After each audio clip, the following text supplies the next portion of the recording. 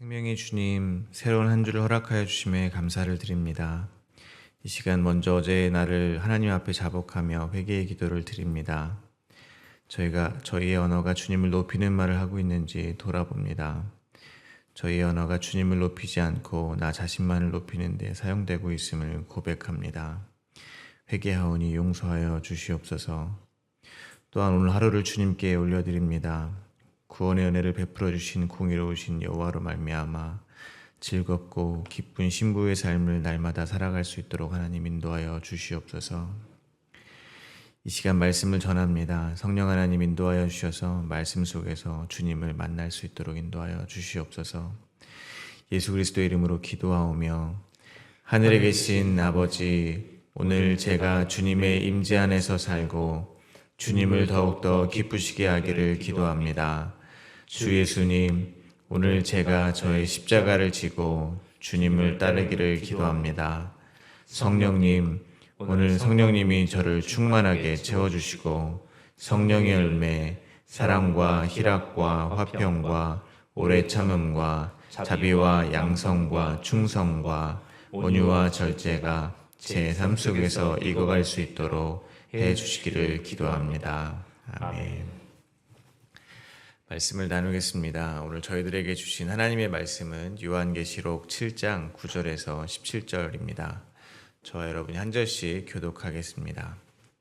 이 일 후에 내가 보니 각 나라와 족속과 백성과 방언에서 아무도 능히 셀 수 없는 큰 무리가 나와 흰옷을 입고 손에 종려가지를 들고 보좌 앞과 어린 양 앞에 서서 큰 소리로 외쳐 이르되 구원하심이 보좌에 앉으신 우리 하나님과 어린 양께 있도다 하니 모든 천사가 보좌와 장로들과 내 생물의 주위에 서 있다가 보좌 앞에 엎드려 얼굴을 대고 하나님께 경배하여 이르되 아멘. 찬송과 영광과 지혜와 감사와 존귀와 권능과 힘이 우리 하나님께 세세토록 있을지어다. 아멘 하더라. 장로 중 하나가 응답하여 나에게 이르되 이 흰옷 입은 자들이 누구며 또 어디서 왔느냐. 내가 말하기를 내 주여 당신이 아니시나니 그가 나에게 이르되 이는 큰 환난에서 나오는 자들인데 어린 양의 피에 그 옷을 씻어 희게 하였느니라. 그러므로 그들이 하나님의 보좌 앞에 있고 또 그의 성전에서 밤낮 하나님을 섬김에 보좌에 앉으신 이가 그들 위에 장막을 치시리니 그들이 다시는 줄이지도 아니하며 목마르지도 아니하고 해나 아무 뜨거운 기운에 상하지도 아니하리니 이는 보좌 함께 읽겠습니다. 이는 보좌 가운데에 계신 어린 양이 그들의 목자가 되사 생명수 샘으로 인도하시고 하나님께서 그들의 눈에서 모든 눈물을 씻어 주실 것임이라. 아멘. 요한은 어린 양이 두루마리 인을 떼시는 것을 보았습니다. 첫 번째 인에서 여섯 번째 인이 떨어질 때마다 이 땅에는 재앙이 임했습니다. 요한계시록 6장 마지막 부분은 그들의 진노의 날이 이르렀으니 누가 능히 서리요? 라는 질문으로 마쳤습니다. 즉 이 땅에 쏟아지는 여호와의 진노를 피할 자가 아무도 없을 것이라는 말이 될 것입니다. 이에 대한 대답으로 여호와의 진노를 피하게 될 자들이 있음을 밝혀주고 있습니다. 바로 인침을 받은 이스라엘 지파 14만 4천 명입니다. 이는 영적 이스라엘 즉 구원받은 백성인 교회를 상징합니다. 오늘 본문에서 요한은 아무도 셀 수 없는 큰 무리가 흰옷을 입고 손에 종려 가지를 들고 어린 양을 찬양하는 것을 봅니다. 오늘 본문은 크게 두 문맥으로 나누어 묵상하겠습니다. 첫 번째 문맥입니다. 첫 번째 문맥은 9절부터 12절입니다. 큰 무리가 어린 양께 구원이 있음을 찬양합니다. 두 번째 문맥입니다. 두 번째 문맥은 13절부터 17절입니다. 장로 중에 하나는 큰 무리의 정체는 큰 환난에서 나오는 자들이라고 말합니다. 그리고 보좌 가운데 계신 어린 양이 그들의 목자가 되시고 그들의 눈에서 모든 눈물을 닦아주실 것이라고 말하고 있습니다. 첫 번째 문맥입니다. 9절입니다. 이 일 후에 내가 보니 각 나라와 족속과 백성과 방언에서 아무도 능히 셀 수 없는 큰 무리가 나와 흰옷을 입고 손에 종려가지를 들고 보좌 앞과 어린 양 앞에 서서 좀 전에 말씀드린 바와 같이 6장은 예수님을 믿지 않는 사람들의 자조적인 질문으로 끝이 납니다. 요한계시록 6장 15절부터 17절입니다. 땅의 임금들과 왕족들과 장군들과 부자들과 강한 자들과 모든 종과 자유인이 굴과 산들의 바위 틈에 숨어 산들과 바위에게 말하되 우리 위에 떨어져 보좌에 앉으시니 얼굴에서와 그 어린 양의 진노에서 우리를 가리라. 그들의 진노의 날이 이르렀으니 누가 능히 서리요 하더라. 산들과 바다가 머리 위에 떨어지는 게 차라리 낫다고 할 만큼 하나님의 진노는 무서운 것입니다. 하나님의 진노 앞에 감히 누가 설 수 있겠냐 탄식합니다. 그런데 누가 감히 서리요라는 질문에 대답이라도 하듯이 각 나라와 족속과 백성과 방언에서 아무도 셀 수 없는 무리가 나와 어린 양 앞에 서 있는 것입니다. 요한계시록 7장 1절에서 8절까지에서 천사들이 하는 말을 들었습니다. 요한은 계시록 7장 1절에서 8절까지에서 천사들이 하는 말을 들었습니다. 천사들은 하나님의 종들의 이마에 인을 치기까지 땅이나 바다나 나무들을 해하지 못하도록 바람을 붙잡았습니다. 최후 심판을 유보시킨 것입니다. 요한이 천사들이 외치는 인침받은 자의 수를 들으니 14만 4천 명이었습니다. 그런데 오늘 본문에서는 귀로 들었던 14만 4천 명의 인침받은 자의 수를 눈으로 본 것입니다. 그러므로 14만 4천의 인침을 받은 이들이 곧 각 나라와 족속과 백성과 방언에서 나오는 아무도 셀 수 없는 큰 무리인 것입니다. 그러니까 그들은 육적 이스라엘 민족만을 말하는 것이 아니라 구원받은 모든 교회이며 저희 같은 이방인들을 포함한다는 것입니다. 즉 구원받은 영적 이스라엘을 말하는 것입니다. 그런데 저희가 잊지 말아야 하는 것이 있다고 생각합니다. 저희가 인침을 받은 것이 언제입니까? 즉 택함을 받은 것이 언제입니까? 바로 창세전에 저희는 택함을 받았습니다. 에베소서 1장 4절과 5절입니다. 곧 창세전에 그리스도 안에서 우리를 택하사 우리로 사랑 안에서 그 앞에 거룩하고 흠이 없게 하시려고 그 기쁘신 뜻대로 우리를 예정하사 예수 그리스도로 말미암아 자기 아들들이 되게 하셨으니 저희는 창세전에 택함을 받았습니다. 따라서 저희는 끊을 수 없는 아버지의 사랑이 붙들린 채로 이 역사의 시간, 이 인생을 지나가고 있다는 것입니다. 그리고 이 역사의 시간, 험난한 광야 인생길을 통과하고 또한 오늘 본문과 같이 마지막에 보좌 앞에 어린 양 앞에 서게 된다는 것입니다. 그러므로 처음도 은혜요, 나중도 은혜입니다. 모든 것이 은혜입니다. 아무도 셀 수 없는 무리가 나와 흰옷을 입고 손에 종려가지를 들고 어린 양 앞에 서 있습니다. 흰옷은 사대교회에 보내는 편지에서 보았듯이 이기는 자들이 입게 되는 예수 그리스도의 의의 흰옷입니다. 또한 시험을 받는 동안 하나님의 주권적 인도하심 아래서 인내한 결과로 얻는 순결을 상징하기도 합니다. 역시 최후 승리의 의미입니다. 그리고 종려나무 가지 역시 승리를 축하하는 것입니다.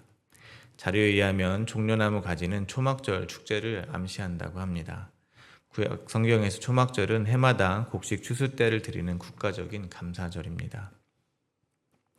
이스라엘이 출애굽했을 때 하나님의 보호 아래 천막에서 거했던 것을 기념하는 것입니다. 그래서 이날은 원수를 이긴 승리를 상징한다고 합니다. 요한은 지금 이 초막절의 이미지를 사용해서 그들의 구원과 그들을 박해하던 자들을 이기고 승리한 것과 광야 인생길을 통과하는 동안 큰 환난에서 자신들을 건져주신 하나님을 기뻐하는 것이라고 합니다. 그들은 다음과 같이 외칩니다. 10절입니다. 큰 소리로 외쳐 이르되 구원하심이 보좌에 앉으신 우리 하나님과 어린 양께 있도다 하니 큰 무리들이 외칩니다. 구원하심이 보좌에 앉으신 우리 하나님과 어린 양께 있다는 것입니다. 구원하여 주심에 대한 찬양을 하는 것입니다. 이를 통해 저희는 먼저 생각해 보았으면 하는 것이 있습니다. 저희는 지금 구원하여 주심에 대한 감격이 살아있는가 하는 것입니다. 감사가 살아있는가 하는 것입니다. 물에 빠져 죽어가는 사람을 구해주면 그 사람은 감격합니다. 구원해 주신 분에 대한 감사가 차고 넘칠 것입니다.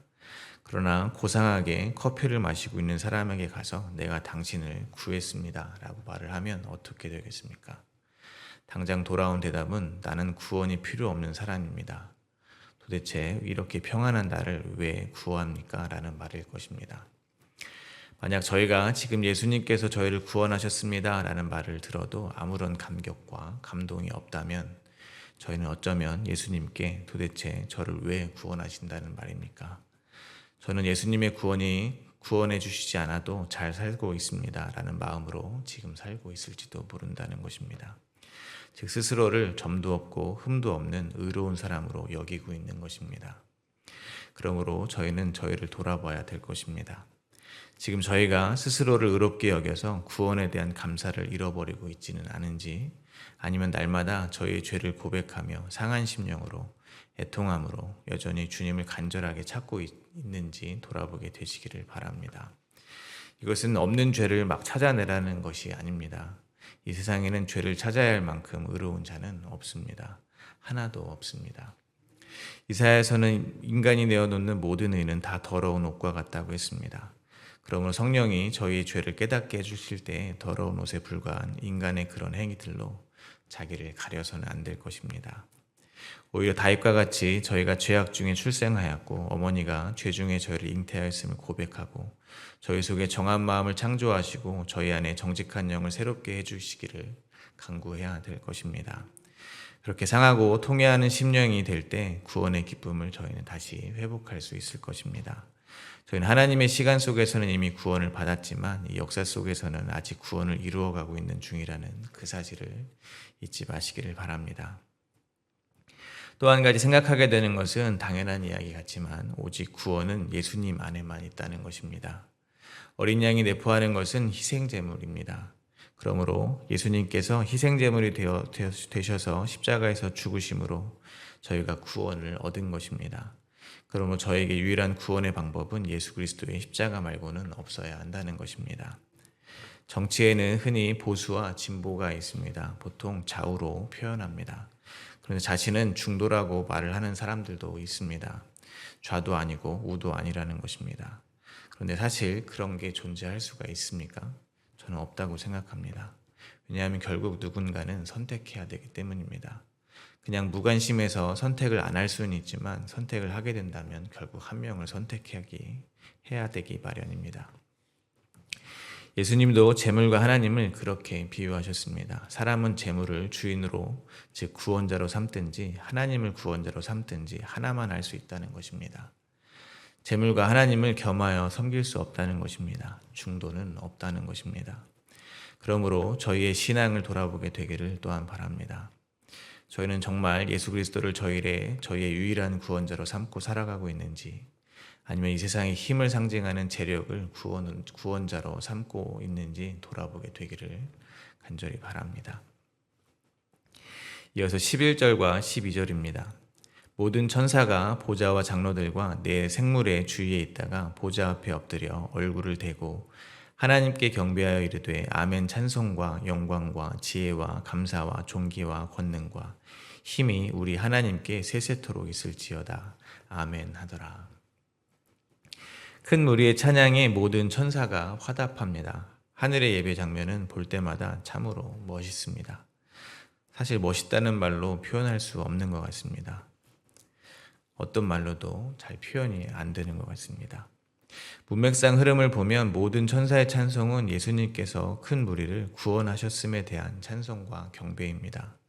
누가복음 15장 17절입니다. 내가 너희에게 이르노니 이와 같이 죄인 한 사람이 회개하면 하늘에서 회개할 것이 없는 의인 99으로 말미암아 기뻐하는 것보다 더하리라. 예수님께서는 잃어버린 양을 찾는 비유로 말씀하시면서 죄인 한 사람이 자기의 죄를 깨닫고 회개하면, 즉 구원받으면 하늘에서 기뻐하신다고 말씀을 하셨습니다. 마치 이 말씀이 오늘 본문에서 눈에 그려지는 것 같습니다. 구원받은 수많은 무리가 보좌에 앉으신 하나님과 어린 양께 찬송을 올려드리니 모든 천사가 아멘, 찬송과 영광과 지혜와 감사와 존귀와 권능과 힘이 우리 하나님께 세세토록 있을지어다 아멘 하며 화답을 하는 것입니다. 즉 하나님께서는 지혜와 권능과 힘이 있으시기에 그러한 일들을, 구원의 일들을 행하실 수 있다고 찬양하고 있는 것입니다.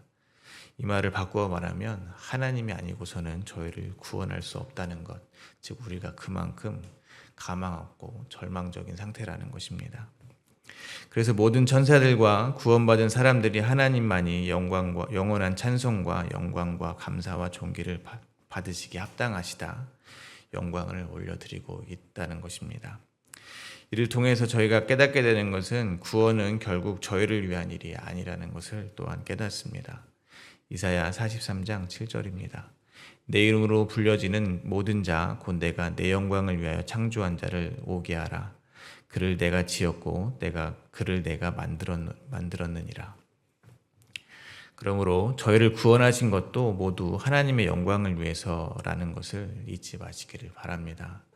하나님의 영광을 위해서 저희를 구원하시는 그 일을 행하시고 있다는 것을 기억하시기 바랍니다. 두 번째 문맥입니다. 13절입니다. 장로 중 하나가 응답하여 나에게 이르되 이 흰옷 입은 자들이 누구며 또 어디서 왔느냐.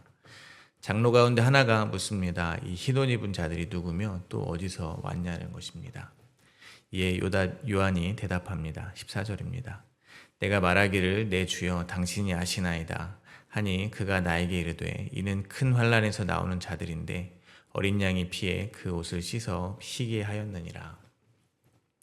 이 흰옷을 입은 자들이 누구이며 또 어디서 왔는가 하는 장로의 질문에 요한은 알지 못한다고 대답합니다. 그리고 다시 묻습니다. 내 주여 당신이 아시나이다 라고 묻습니다. 장로에게 이 사람들이 누구이며 또 어디서 왔는지 말해달라는 것입니다.